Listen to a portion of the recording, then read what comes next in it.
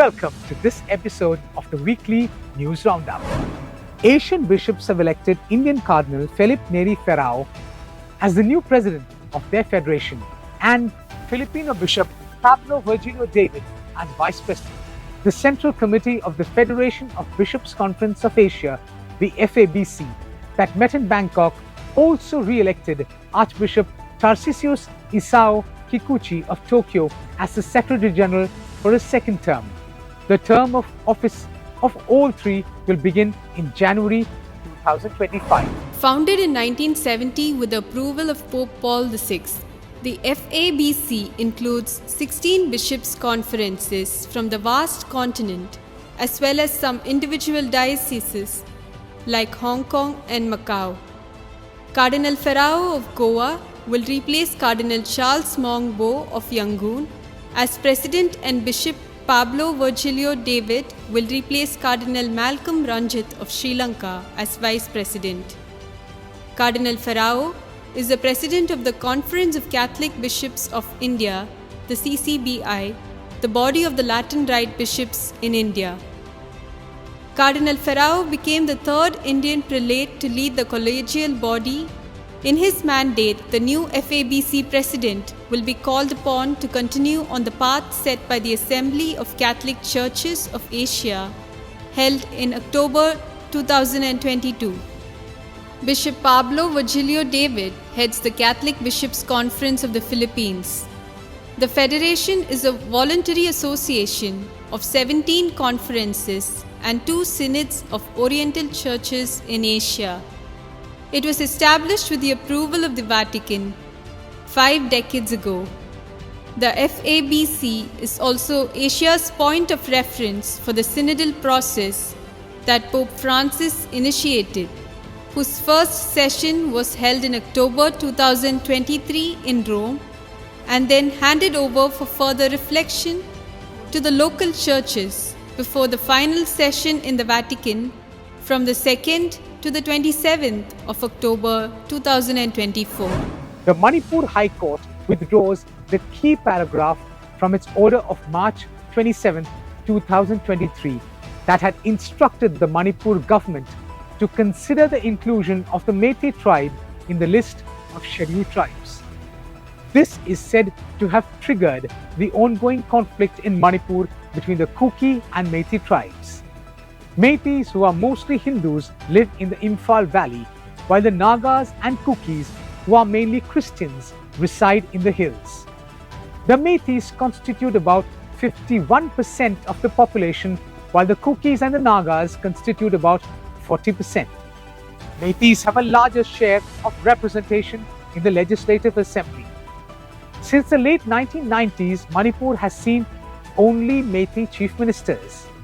It has led to a growing resentment among the Kukis, who feel marginalized and underrepresented in the political arena. The ethnic conflict in Manipur is a complex one that has deep-rooted historical and social dimensions.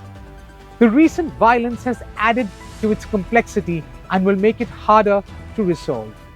It is therefore concerning that instead of taking steps to halt the violence immediately, the BJP governments in New Delhi and Imphal failed to respond swiftly.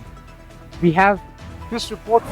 The Indian border state of Manipur has been rocked by ethnic violence since May 3rd last year. Mobs burned down villages, forcing over 60,000 people out of their homes. Over 130 people lost their lives in the clashes between the majority Meiteis and the Kukis. As shocking as this is, what is more shocking has been the response, or rather the lack of it, by the central government. Prime Minister Narendra Modi was silent on the Manipur crisis for months. The Chief Justice of India, D.Y. Chandrachud, had asked why the original petitioners who had approached the Manipur High Court seeking scheduled tribe status for the Meiteis had not told the Manipur High Court that it does not have the power to recommend reservation. It is a presidential power. In the new release from the Pope video, Pope Francis requests prayers for the new martyrs of our day. so that they might imbue the church with their courage and missionary drive. The Pope's Worldwide Prayer Network created this video in collaboration with the Aid to the Church in Need, the ACN, a papal foundation whose mission is to help the faithful wherever they are persecuted, oppressed, or in need through information, prayer, and action. In its press release accompanying the prayer intention, the Pope's Worldwide Prayer Network notes that in 2023 alone, the ACN received reports in 40 countries of people who were assassinated or abducted because of their faith. Nigeria has become the country with the highest number of assassinations, and in Burkina Faso, last Sunday, at least 15 people were killed and 2 others injured following an attack on a Catholic church during Holy Mass. We bring you this video that Pope Francis released recently.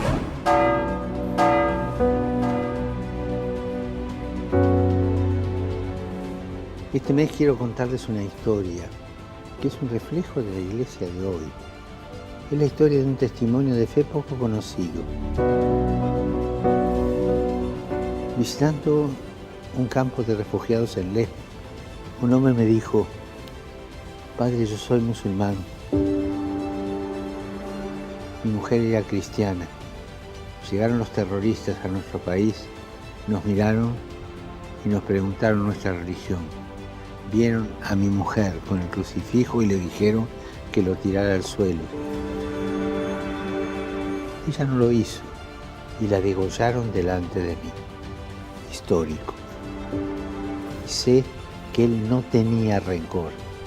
Se centraba en el ejemplo de amor de su mujer. Un amor a Cristo que la llevó a aceptar y ser leal hasta la muerte. Hermanos, hermanas, siempre habrá mártires entre nosotros. Es la señal de que vamos por el camino correcto. Una persona que sabe me decía que hay más mártires hoy que al inicio del cristianismo. El coraje de los mártires, el testimonio de los mártires es una bendición para todos. Oremos para que quienes en diversas partes del mundo arriesgan su vida por el Evangelio contagien a la Iglesia su valentía, su impulso misionero.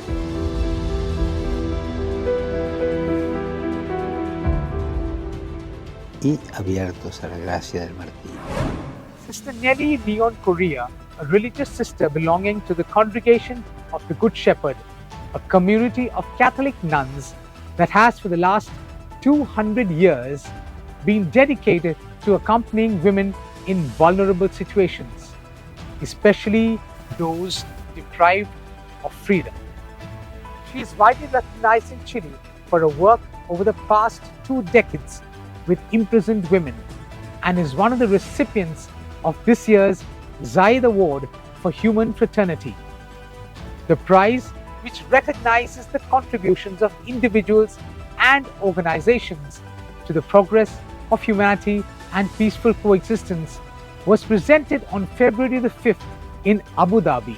Sister Nellie Leon Correa, who lives in Santiago, Chile, has dedicated the last 25 years of her life to accompanying female inmates inside and outside prison facilities, creating a foundation that helps women reintegrate back into society after serving time. Sister Nellie traveled from the corner of a prison in Santiago, Chile to Abu Dhabi in the United Arab Emirates in order to be presented as a co-winner of the 2024 Zayed Award for Human Fraternity. One initial result of this new challenge is the creation of a welcoming house for women leaving prison who need to avoid returning to the places where they committed crimes to avoid falling into the same mistakes. With very few material resources, but with the strength of conviction, Sister Nellie formed a network of collaborators that eventually gave life to the Mujer Levantate, or Woman Stand Up Foundation. We bring you this report. Hace 6 años, el Papa Francisco visitó la cárcel donde he estado sirviendo por los últimos 20 años como religiosa del Buen Pastor. Allí él les recordó a las mujeres que si bien están privadas de libertad, jamás están privadas de dignidad. Her vocation to serve the vulnerable was born while working at a school in Chile. There, she witnessed the rape of a young girl, but when she reported it, there were no repercussions. It caused a 180-degree turn. My life project was something else, but at that moment I said, I have to do something for these girls. This moment inspired her to begin working with marginalized women, specifically inmates, which then kick-started her creation of the Women Stand Up Foundation for the social reintegration of prisoners. The foundation provides social and psychological care for inmates as well as a home for those who have been released. Now, the inmates refer to Sister Nelly as mother, and they often confide in her, and she says many of them have profoundly impacted her life. Entonces me dijo, nunca me des- One woman told me, I have never felt loved, and with that sentence, I stood up and hugged her. It was all I could do. Her mother never loved her. She was a victim of abuse by her mother and also of rape. She was raised by her grandfather, but when she was 12 years old, the grandfather died, and Gina went to the street. She was a street child. After that, she had a pair of twins. They were taken away from her by the Chilean Juvenile Service, and she never saw them again.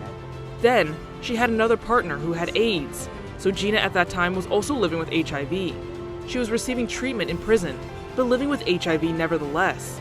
It was a terrible story. Sister Nelly says these are stories that carry other stories because the generations to follow depend on them. The foundation strives to offer these marginalized people a turning point in life. Gina marcó harto mi vida en el tema. Gina had a big impact on my life in terms of embracing, welcoming, and not judging women. Nobody knows what a woman has gone through to be deprived of her freedom. Sometimes, socially, we take a very hard look and we say, this woman fell this time. She fell again. And when that woman is released, she has nothing. So often, her greatest protection is prison. For Sister Nelly, the foundation is a parish within prison where inmates can even receive the sacraments. In the last 5 years, 700 women have gone through the program, and only 5% of them have returned to prison. Sister Nelly hopes that her receipt of the Zayed Award will help expand the foundation in Chile and serve those who want to apply the values of women stand up in their own country. The 2024 Indian Farmers' Protest is an ongoing protest started on the morning of February the 13th, 2024, to demand the government's guarantee on assured floor prices or minimum support price, the MSP, for crop production in a repeat of the 2020-2021 Indian Farmers' Protest, with tens of thousands of farmers marching towards the capital city with their thousands of tractors. The police sealed the borders and placed barricades to prevent the farmers from entering the capital city.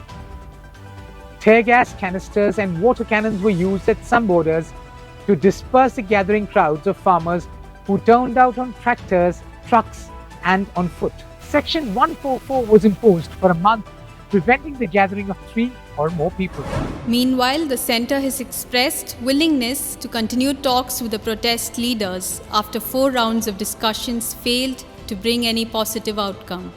Thousands of protesting farmers continue to camp along the Shambu and Kanauri borders, and the police have been put on high alert. Fresh traffic restrictions have been announced in many places. Samyukta Kisan Morcha observed February 23rd as Black Day, condemning the death of farmer Shubkaran Singh and the police action. The SKM has also called for a massive national mobilization of farmers against alleged repression and in support of their demands. The leaders have demanded the resignation of Union Home Minister Amit Shah, Haryana CM Khattar, and State Home Minister Anil Vij. They also demanded FIRs against them under Section 302 of the IPC and a judicial inquiry into the murder. Kisan Morcha has also decided to convene a massive Kisan Mazdoor Mahapanchayat at Ramleela ground in New Delhi on March 14. Haryana police have also initiated proceedings to seize the assets of farmers who have damaged public property during the Delhi Chalo protest march. In a statement, police said continuous efforts were being made by the farmers to break the barricades put up at the Punjab-Haryana border and impair law and order by pelting stones at the police. Before the farmers had kicked off their protest on February 13th, the Haryana police had sent notices to the unions threatening to seize their assets if they damaged public property during the agitation.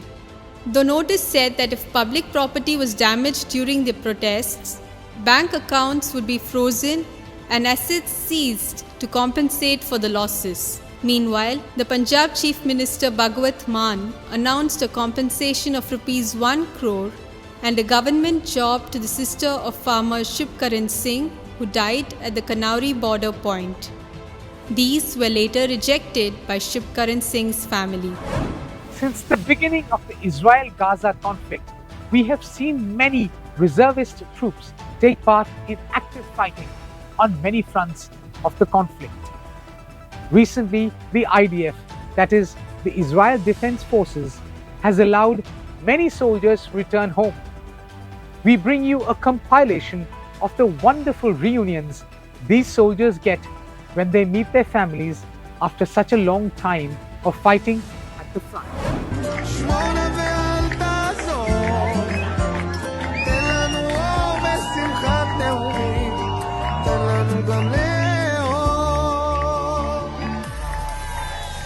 מה כבר נותר לנו עוד בימים? מה כבר נותר כל היום? שמש תקווה והמון מבטים, לילה ויום של חלום. ככה אמא אומרת, והם יהיו לי כנפיים בתוך המסע, פנס להעיר כשהשמש תשקע, כי חברים זה הבית לשוב חזרה, גם מדרך רחוקה. והם יהיו לי המים בלב המדבר, חיוך מנחם עם הלב שום משפר, החברים זה הבית כמו משפחה, נינה בטוחה. כוכב קטן שיעיר לך את עצמך, את הדרך הביתה, תמיד זה הכי חשוך לפני הזריחה. מיליון רכבות דוהרות עד אוסטרליה, מחפש רחוק את מה שנמצא לך מתחת לאף, כל מכשול זה מדליה, קם ונופל אבל בדרך שלך.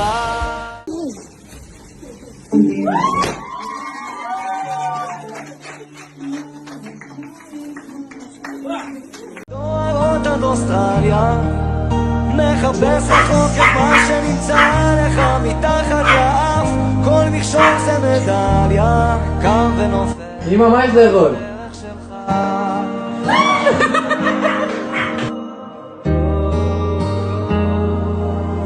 להתמודד עם הפחדים, לקפוץ למים עמוקים, לשחות עד הסוף, להגיע לחוף עד הלילה, להאזין גם לשירים כי זמרים, גם בשעות החשוכות של הלילה, תמיד יהיה כוכב קטן שיעיר לך את עצמך, את הדרך הביתה, תמיד זה הכי חשוך לפני הזריחה. מיליון רכבות דוהרות עד אוסטרליה, מחפש רחוק את מה שנמצא לך מתחת לאף, כל מכשול זה מדליה, קם ונופל אבל בדרך שלך. Thanks for watching. Until we meet next time, have a great weekend and God bless you.